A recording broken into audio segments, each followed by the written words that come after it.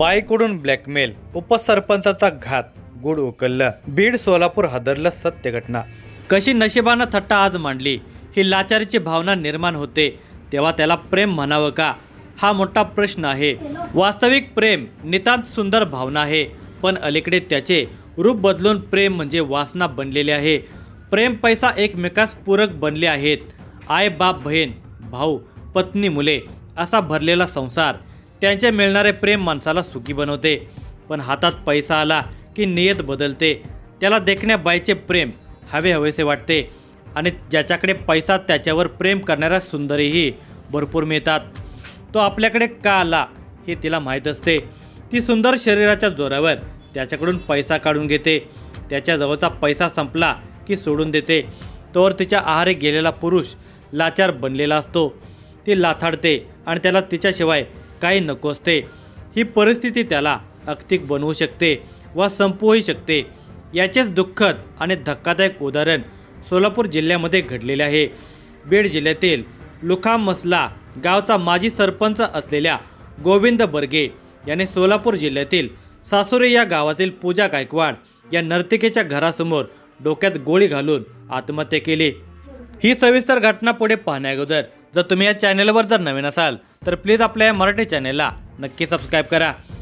बीड जिल्ह्यातील गेवराई तालुक्यात असणाऱ्या खुलामसला गावाचे नाव आहे.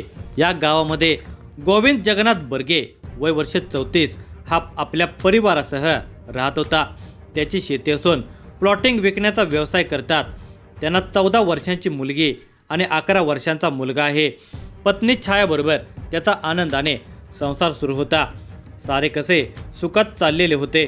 प्लॉटिंग व्यवसायामुळे गोविंदकडे पैसा खुळखळत होता. हातात पैसा आल्याने श्रीमंती आली. मग मनात चैन करण्याची इच्छा जागी होऊ लागली. खिशात खुळखुळणाऱ्या पैशाने त्याचे पावले छान चौकीकडे वळली. आता त्याचा कला केंद्रामध्ये जाऊन नर्तिकांचे नृत्य पाहण्यामध्ये रस वाढला होता. नोटांची उधळण करणाऱ्यांच्यासाठी तेथील दारे उघडीच असतात. खिशात नोटांची पुंडकी घेऊन तो कला केंद्रामध्ये जाऊ लागला. तो त्याचा जिवलग मित्र चंद्रकांत शिंदे बरोबर पारगाव तालुका वाशी जिल्हा धाराशिव येथील तुळजाभवानी कला केंद्रात जात असे. जानेवारी 2024 मध्ये तो या ठिकाणी आला. तिथे एका नर्तिकेचे नृत्य, तिचे सौंदर्य पाहून गोविंद तिच्यावर भाळलेला होता. त्याने तिला जवळ बोलावून तिचे नाव विचारले. तेव्हा तिने आपले नाव पूजा गायकवाड असे सांगितले. आता तो नेहमीच पूजाचे नाच गाणे पाहण्यासाठी येऊ लागला होता. तिच्यावर पैसा उडवू लागला. आता मालदार पार्टी म्हटल्यावर ती त्याच्याकडे लक्ष देऊ लागली. यातून दोघांची ओळख वाढू लागली. एकमेकांचे नंबर घेऊन संपर्क साधू लागले. जणू ते दोघे एकमेकांच्या प्रेमातच पडले होते. यातून गाठी भेटी आणखीनच वाढू लागल्या होत्या. गोविंद हा आता पूजाला खुश ठेवण्यासाठी शॉपिंग करू लागला. तिला हवी ती वस्तू घेऊन देऊ लागला. तिच्याशी जवळीक वाढवण्यासाठी गोविंदने पैशाचा विचार केला नाही. तो अक्षरशः तिच्यासाठी दिवाना झाला होता. गोविंद विवाहित होता, पण एखाद्या महिलेच्या सौंदर्यावर भाळून तिच्यासाठी दौलत जादा उधळण्यात त्याला काही गैर वाटत नव्हते. मालदार असलेल्या आणि गावच्या राजकारणामध्ये मुरलेल्या गोविंदकडून अशी छान चौकी करणे गोविंदलाच काय त्याच्या ओळखीतल्या लोकांना गैर वाटत नव्हते. ती तर मालदार लोकांची आदतच असते. त्याचे घरचे लोक याविषयी अनभिज्ञ असावेत असे म्हणता येणार नाही, कारण तेही अशा गोष्टी होतातच असे गृहीत धरूनच असावेत. पूजाच्या प्रेमात पडलेल्या गोविंदला पूजाने अक्षरशः लुटण्यास सुरुवात केली. ती पैशाच्या तालावर नाचणारी एक नर्तिका होती. गोविंदने तिला 1.5 लाखाचा मोबाईल घेऊन दिला होता. तिच्या भावाला बुलेट घेऊन दिली. पूजाच्या आईचे घर पत्र्याचे होते, ते RCC बांधून दिले. तिला प्लॉट खरेदी करून दिला. आपल्या आवडलेल्या नर्तिकेसाठी खर्च करायला गोविंद मागे पुढे पाहत नव्हता, पण आपल्या कुटुंबासाठीही तो खर्च करत होता. गोविंद याने गेवराई येथे आलिशान बंगला बांधला होता. हा बंगला गोविंदने पूजाला काही दिवसापूर्वी दाखवला. पूजाला तो बंगला खूप आवडला. तिने 2 दिवस या बंगल्यात मुक्काम केला. आपल्याला हा बंगला खूप आवडला असल्याचे तिने सांगितले. आपणास हा बंगला मिळेल अशी तिची अपेक्षा होती. गेली 1.5 वर्षे गोविंद हा तिचा म्हणेल तो हट्ट पुरा करत होता. एखादी वस्तू लवकर मिळाली नाही तर ती गोविंद बरोबर अबोला धरत असे. वस्तू मिळाल्यावरच ती त्याच्याशी बोलत असे व भेटत असे. हे प्रकार वारंवार घडत होते. आता हा आलिशान बंगला तिला आवडलेला होता, पण तो त्याने आपल्या कुटुंबासाठी बांधलेला होता. तो सहजासहजी तिला मिळेल असे वाटत नव्हते. दिनांक 15 सप्टेंबर 2025 रोजी पूजाचा वाढदिवस होता. त्या दिवशी गोविंदकडून गिफ्ट मिळेल हे पूजाला माहिती होते, पण त्याने वाढदिवसाच्या निमित्ताने तो बंगलाच भेट म्हणून मागितला. गोविंद काही बोलला नाही. यावरून तिने ताडले की गोविंद हा बंगला आपणास सहजासहजी भेट देणार नाही. यावर तिने एक अस्त्र बाहेर काढले. ती म्हणाली, तू हा बंगला माझ्या नावावर केला नाहीस तर माझ्यावर बलात्कार केला अशी तक्रार पोलीस ठाण्यात करेन. तिच्या या पावित्र्याने गोविंद हादरला. हे प्रकरण आपल्या असं अंगलट येऊ शकतं हे त्याला जाणवू लागलं. आपला छंद, नात, छान छौकी अशी घातक ठरू शकते हे गोविंद बर्गे याला समजून चुकलं. तो तणावात गेला. गोविंद हा पूजामध्ये जास्तच गुंतलेला होता. तिचा कोणताही हट्ट पुरवला नाही असे झाले नाही. तिला सोने, पैसा सर्व काही दिलेले होते. त्याला वाटले असावे की इतके दिल्यानंतर ती तृप्त असेल व ते आपल्याला इतकेच प्रेम देईल, पण तसे काहीच झाले नाही. गोविंद हा बाहेर खाली असला तरी कुटुंब वत्सलही होता. आपल्या कुटुंबासाठी करावयाची कर्तव्ये तो काही विसरलेला नव्हता. त्यांच्यासाठीच तो आलिशान बंगला त्याने बांधलेला होता आणि तो बंगलाच पूजा मागत असल्याने पाणी डोक्यावरून जात आहे याची त्याला जाणीव झाली. यावेळी त्यानेही इथेच थांबण्याचा निर्णय घ्यायला होता, पण तो पूजामध्ये जास्तच गुंतल्यामुळे तिला सोडून देण्याची त्याची मानसिकता तयार होत नव्हती. एकूणच काय तर एका संवेदनशील व कुटुंब वत्सल माणसाने अशी छान छौकी करताना जरूर विचार करायला हवा. गुंतून जाणे हे किती त्रासदायक होते याचीच ही हकीकत आहे. आपल्या मनातील ही घुसमट त्याने आपल्या जिवलग मित्र चंद्रकांत शिंदे याला सांगितले होते. मित्रा, मी पत्नी छायापेक्षा पूजाला जास्त जीव लावला.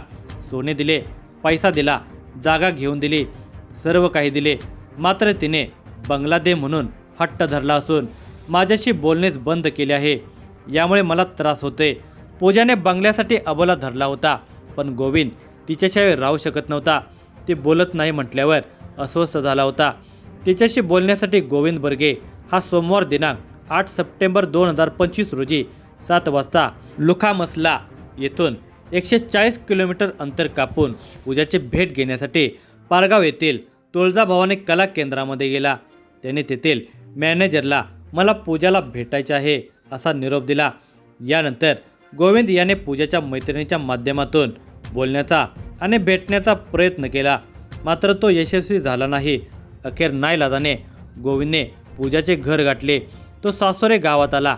तेथे जाऊन पूजाच्या आईला सांगून दोघांमधील वाद मिटवण्यासाठी व्हिडिओ कॉल केला. यावेळी गोविंदने पूजाला सांगितले की तू माझे ऐकले नाहीस तर मी आत्महत्या करेन. यालाही पूजाने प्रतिसाद दिला नाही. फक्त पैशासाठी प्रेमाचे नाटक करत असलेल्या पूजावर कोणताच परिणाम झाला नाही. यामुळे तो निराश झाला आणि रात्रीच्या वेळी आपली कार MS 23 BA 5020 यामध्ये बसून स्वतःच्या डोक्यात पिस्तूलने गोळी झाडून आत्महत्या केली. मंगळवार दिनांक 9 सप्टेंबर 2025 रोजी सकाळी 9 वाजता गावातील शेतकरी शेतात जाण्यास निघाले होते. तेव्हा त्यांना गावात राहणारी नर्तिका पूजा गायकवाड हिच्या घरासमोर एक काळ्या रंगाची 4 चाकी दिसून आली. गाडीमध्ये लाईट लागलेली दिसून येत असल्याने त्या शेतकऱ्यांना संशयास्पद वाटू लागले. सकाळची वेळ होती.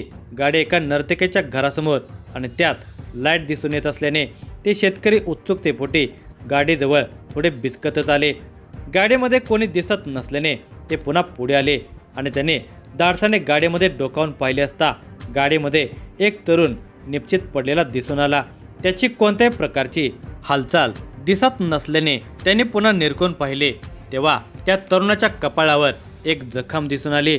एखाद्या रिव्हॉल्वरमधून गोळी झाडल्याची ती जखम दिसत असल्याने त्या लोकांनी गावाकडे धाव घेतली आणि गावात या बातमीचा बोबाटा व्हायला सुरुवात झाली.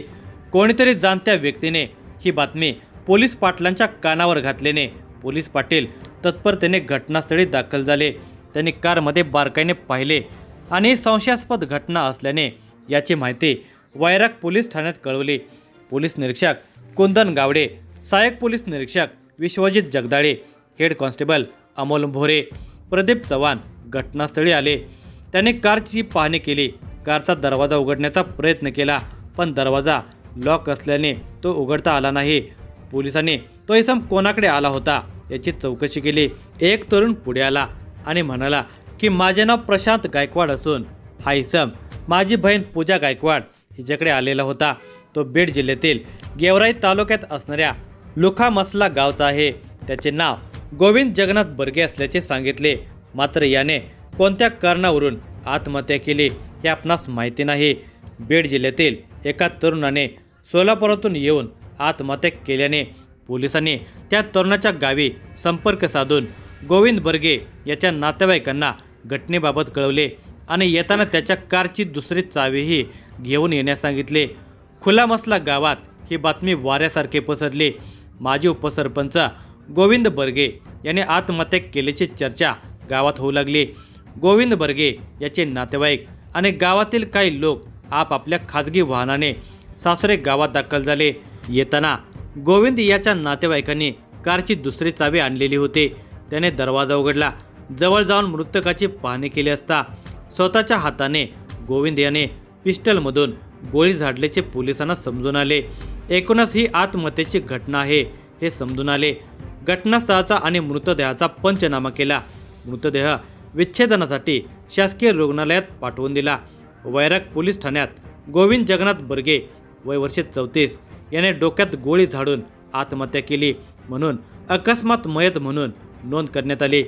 बीड जिल्ह्यातील लुखामसला गावातून 140 किलोमीटर अंतर कापून गोविंद बर्गे हा बार्शी तालुक्यातील सासुरे गावी कशासाठी आला होता, त्याने येथे येऊन कोणत्या कारणासाठी आत्महत्या केली, अशा प्रश्नांची उकल करण्याचे काम पोलिसांनी सुरू केले.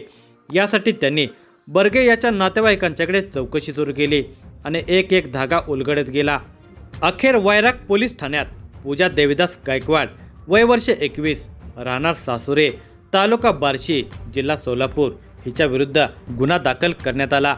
गोविंद बर्गे याच्या नातेवाईकांनी गोविंदने आत्महत्या केली नसून हा घातपात असल्याचा संशय व्यक्त केला. गोविंद यांच्याकडे पिस्तूल नव्हते, ती कोठून आली? गोविंद दारू पित नव्हता, मात्र कारमध्ये दारूच्या बाटल्या आढळल्या.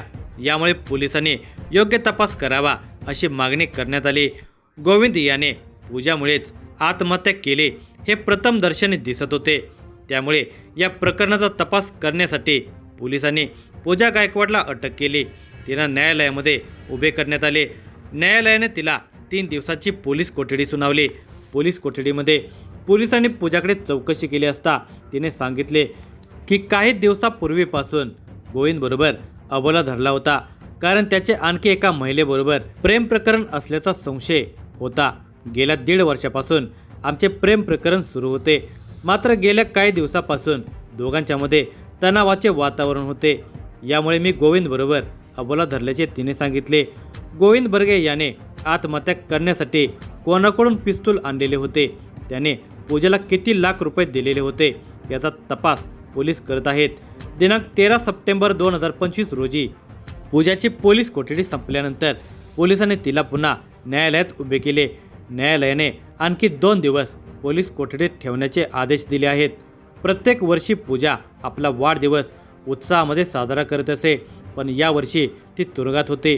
या प्रकरणाचा तपास पोलीस अधीक्षक अतुल कुलकर्णी, अप्पर पोलीस अधीक्षक प्रीतम यावलकर, उपविभागीय पोलीस अधिकारी अशोक सायकर यांच्या मार्गदर्शनाखाली पोलीस निरीक्षक कुंदन गावडे, सहाय्यक पोलीस निरीक्षक विश्वजित जगदाळे, हेड कॉन्स्टेबल अमोल भोरे, प्रदीप चव्हाण, परजणे, कांबळे पवार यांनी केला.